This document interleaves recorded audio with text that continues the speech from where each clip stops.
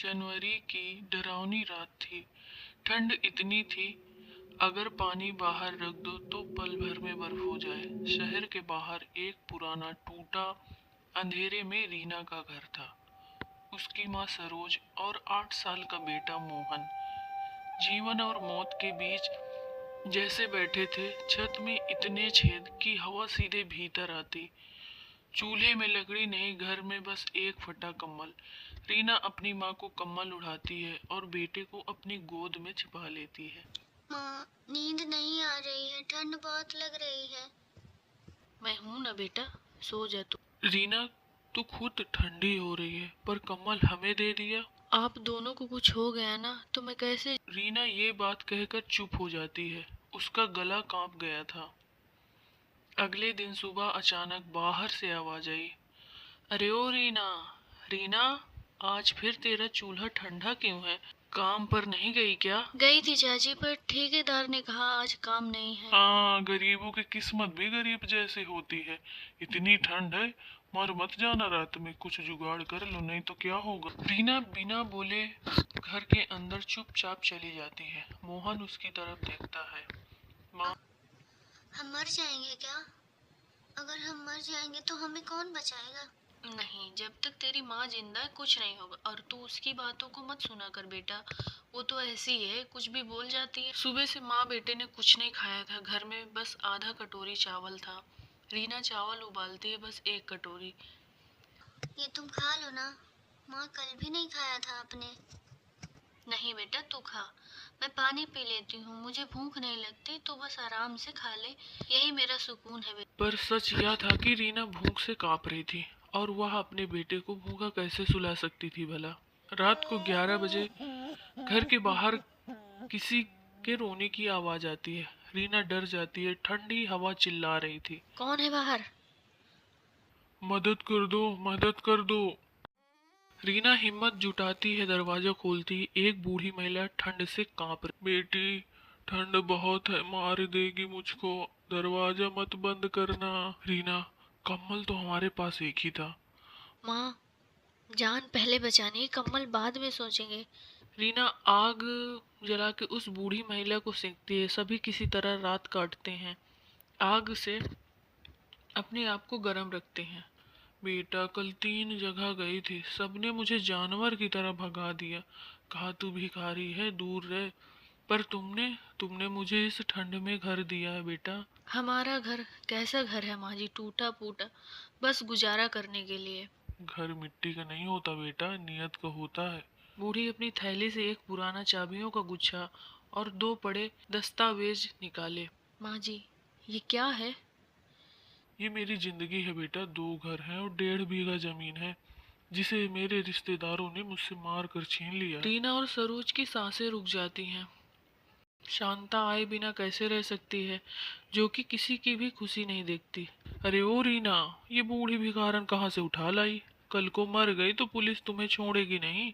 रीना कुछ बोलने ही वाली थी कि अरे ओ औरत, मैं भिखारा नहीं हूँ, मैं इस इलाके की सबसे पुरानी जमीनों की मालकिन। शांता की आंखें फैल जाती हैं।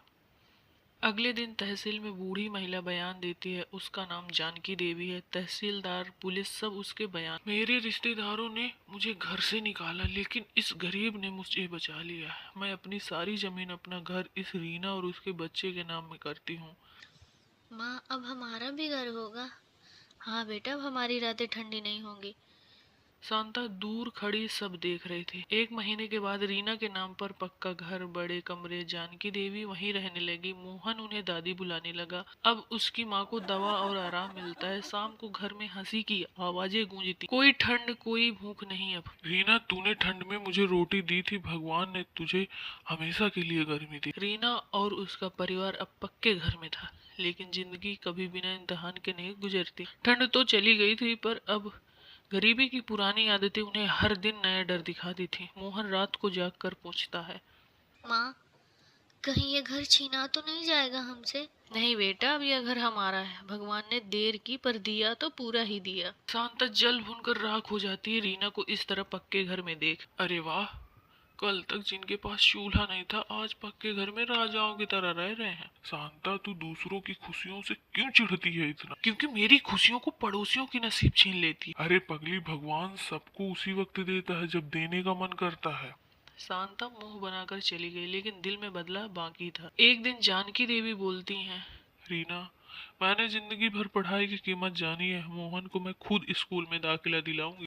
लेकिन माँ जी, फीस? वो मैं देख लूंगी, बच्चा पढ़ेगा, बस इतना काफी है। माँ, मैं भी पढ़ूंगा, अब मैं भी बड़ा आदमी बन जाऊंगा। भगवान तुझे और ऊंचाई दे बेटा। रीना की आंखें भर आई। ये वही मोहन था जिसको कभी एक कटोरी चावल भी मुश्किल से मिलता था। मोहन जब स्कूल जा रहा था, शांता ने फिर से कटाक्ष, अरे ओ रीना, ये सब दिखावा है क्या? भिखारन का लड़का भी पढ़ेगा क्या? बेटा, किसी की भी बुरी बात मन पर नहीं लेना। माँ, क्या मैं सच में पढ़ सकता हूँ? तेरी माँ के लिए कुछ भी नामुमकिन नहीं है बेटा। कल को फिर से कंगाल हो जाओगे तब मजा आएगा, सारी रही से निकल जाएगी तुम। ए जलनखोर, रीना के घर में अब हमेशा खुशियां ही रहेगी। तू चाहे जितना जल ले, सूरज की चमक कभी कम नहीं होती है। कुछ दिन बाद तहसील से चिट्ठी आई। माँ जी, ये क्या है? तय जमीन का केस पूरा खत्म हो गया है।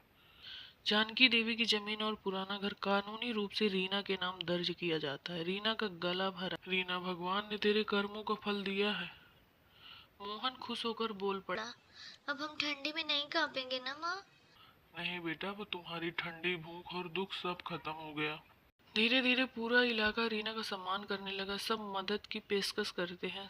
सब जानकी देवी की वजह से नहीं, बल्कि रीना के दिल की वजह से हुआ। कहानी यहाँ खत्म नहीं होती, क्योंकि जिस दिन इंसान की किस्मत चमकती है उसी दिन कुछ नए तूफान भी उठते हैं। एक दिन जानकी देवी अचानक गिर पड़ी। इन्हें आराम चाहिए, इनका खून कम है, कमजोरी ज्यादा है। खुराक और दवा दोनों जरूरी हैं।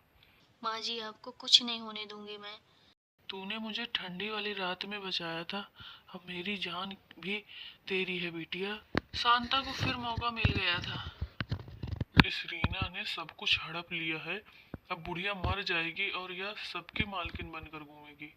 गांव वाले भी फुसफुसाने लगे। ऐसा लग रहा है पता नहीं सच में है क्या। शांता का जहर धीरे धीरे फैलने लगा, लेकिन इस बार रीना अकेली नहीं थी, पूरा सच उसके साथ था। अगले दिन गांव की चौपाल पे पंचायत लगी। शांता ऊंची आवाज में चिल्लाई, इस रीना ने बुढ़िया को भगाया है, सब कुछ लिखवा लिया है। ये गरीब थी, अब अचानक अमीर कैसे बन गई? कुछ तो गड़बड़ है। सब गांव वाले देखने लगे। तभी जानकी देवी को रीना सहारा देकर ले आई। चुप कर, तुझे शर्म नहीं आती? जिस रात तू अपनी रजाई में सो रही थी, उस रात इस रीना ने मुझे जान देकर बचाया था। अगर ये ना होती तो मैं ठंड में मर जाती। और हाँ, जिसे मैं अपनी माँ और बेटी समझती हूँ, उसे सब कुछ देना मेरा अधिकार है। किसी पंचायत से पूछ कर मैं सांस नहीं लेती हूँ। रीना और उसका परिवार निर्दोष था। शांता झूठ फैला रही थी। रीना रो पड़ी। इस बार उसके आंसू डर के नहीं, इज्जत के।